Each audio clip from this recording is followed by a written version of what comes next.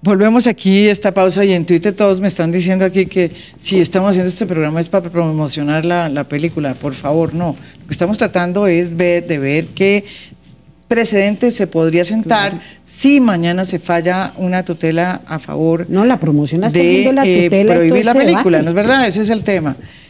Y no es promocionar la película, no tenemos ningún interés. Aquí Semana en Vivo está tratando de abrir un espacio para ese debate como debe de ser en una democracia como la colombiana. Entonces, haciendo esa aclaración, podemos pasar a Lisandro, que sí tenía una discusión muy fuerte aquí que con este tipo de conflictos se ha dado varias veces.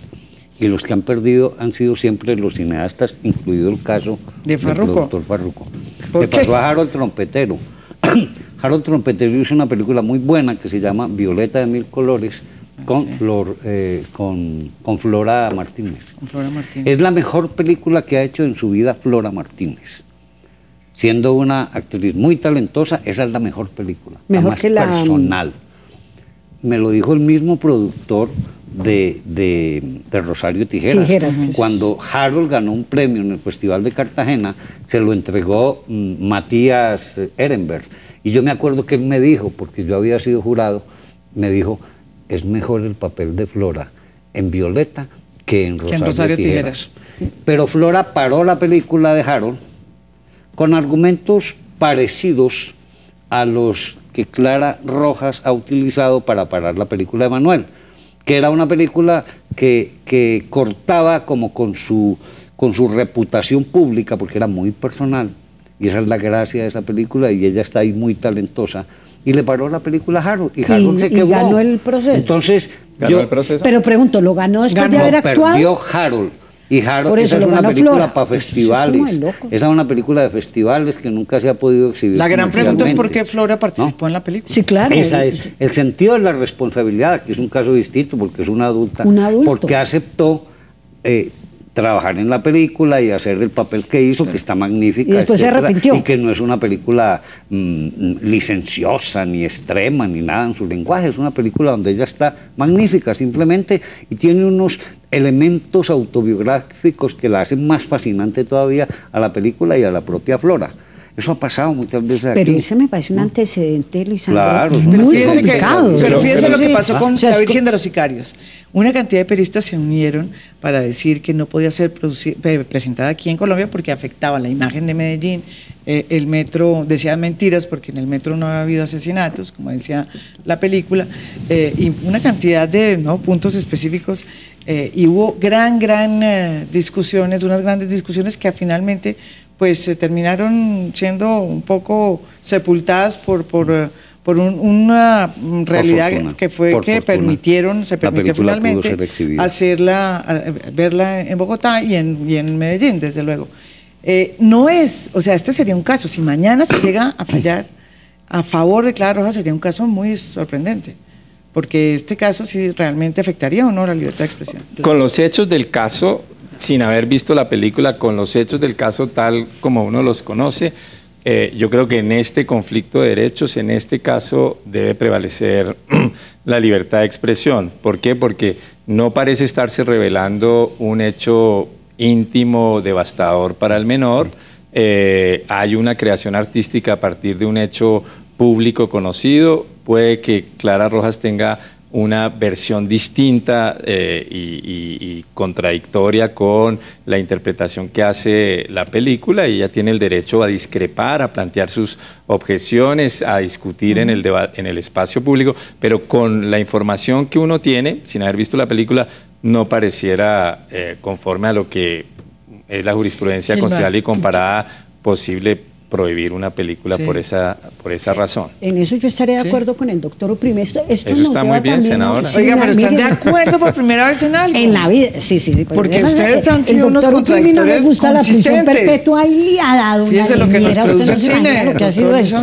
Pero María Jimena, mire, esto nos lleva a una discusión para más adelante, mucho más de fondo independiente. Hay que estar atentos qué va a pasar mañana, porque además es de una trascendencia muy grande. A mí, reitero, me parece incoherente, no me parece transparente que usted alegue la vulneración de un derecho de un niño cuando hay otra cosa por medio, que es igualmente legítima. Entonces se debió fue ir por ese camino, creo yo. Pero eso nos lleva a una discusión muy importante de sociedad frente a los niños y quién protege sus derechos. O sea, ¿hasta dónde llega la libertad de los padres? Yo le hago una pregunta a usted.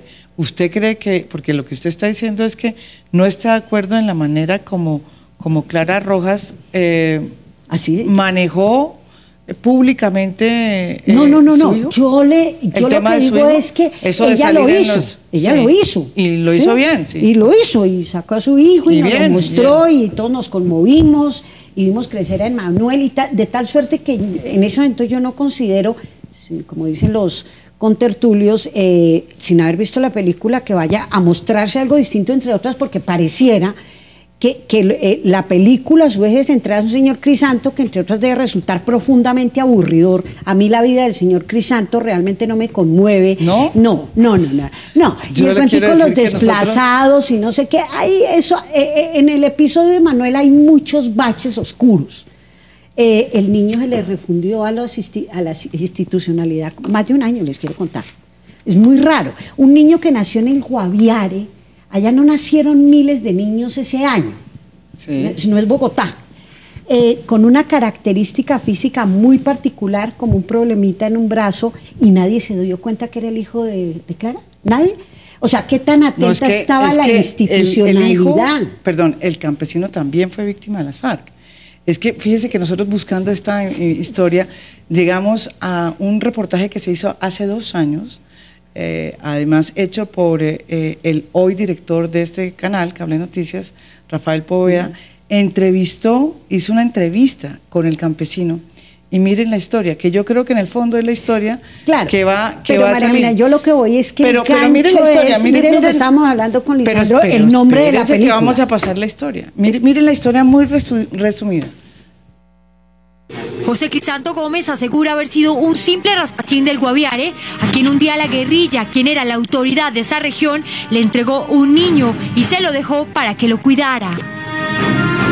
Pero la relación de José Crisanto con las FARC empezó a complicarse después de que le prohibieron la salida hacia el pueblo para llevar a uno de sus hijos y a Emmanuel al hospital, y cuando además se dio cuenta que la guerrilla tenía intenciones de reclutar a sus hijos.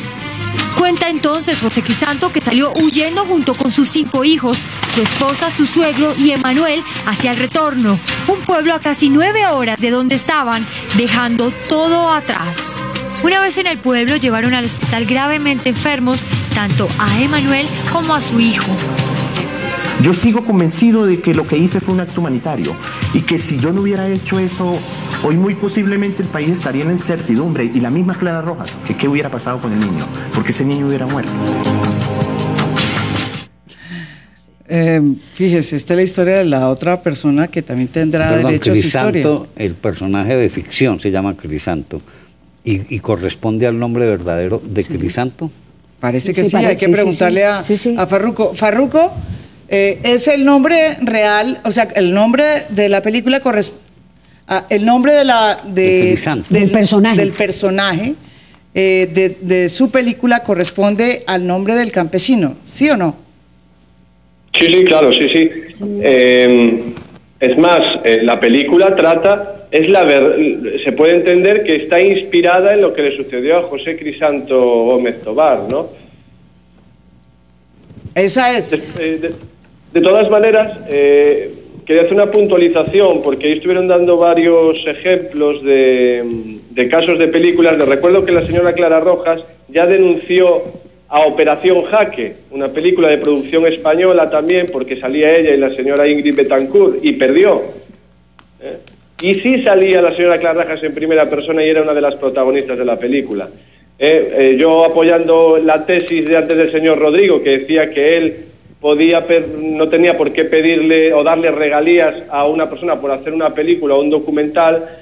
Fíjese lo que yo le quiero decir con esto. Nosotros no es que no tengamos que darle regalías, es que Emmanuel, la señora Clara Rojas, ni sale en la película, y Emmanuel no es el protagonista, eso simplemente salen cosas relacionadas con él, pero no es el cometido de la película. y la señora Clara Rojas muchísimo menos.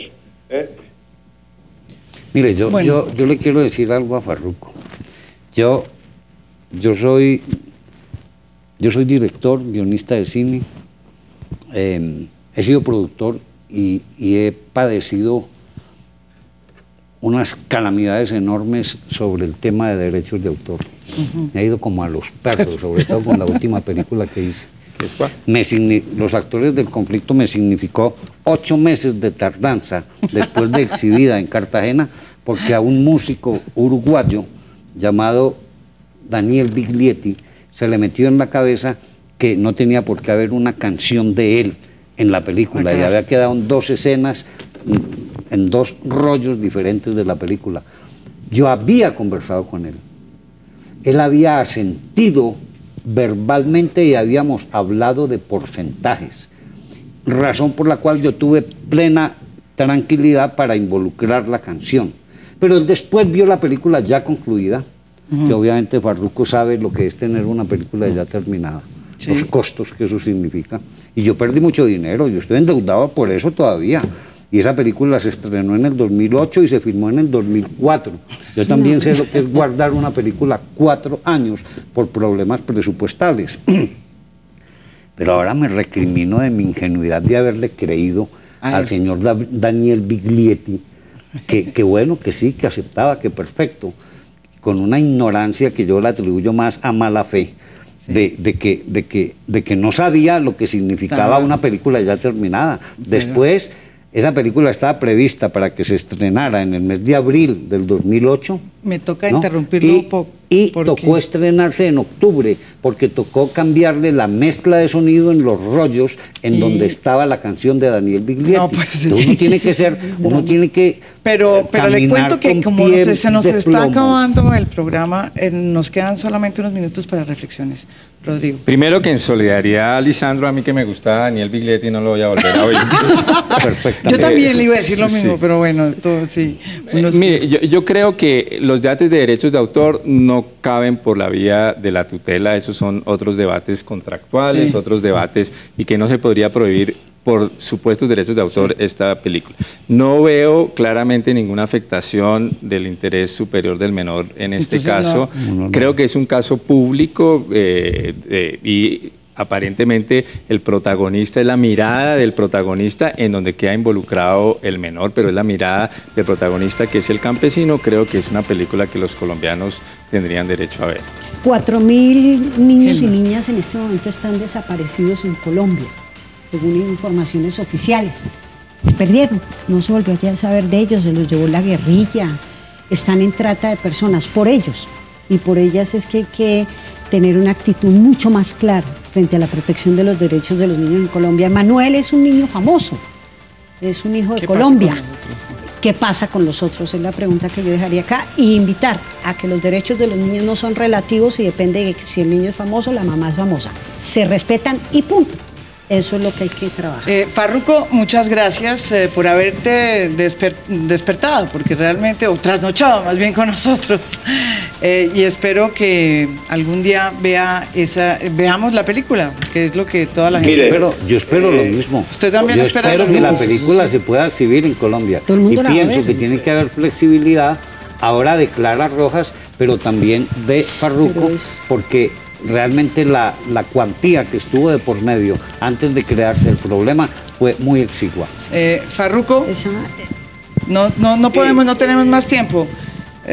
Bueno, muchas gracias por haber estado aquí con nosotros trasnochando. Pero pregúntale a ver si tiene alguna voluntad de negociar. ¿Tiene alguna voluntad de negociar usted? ¿Me están diciendo? ¿Tiene alguna voluntad de negociar con Clara Rojas? Con el señor Lizardo, sí, si quiere producimos una película juntos. Bueno, me parece muy bien. Muchas gracias a ustedes y los espero con otro tema de interés nacional aquí en Semana en Vivo, en la próxima semana. Muy buenas noches.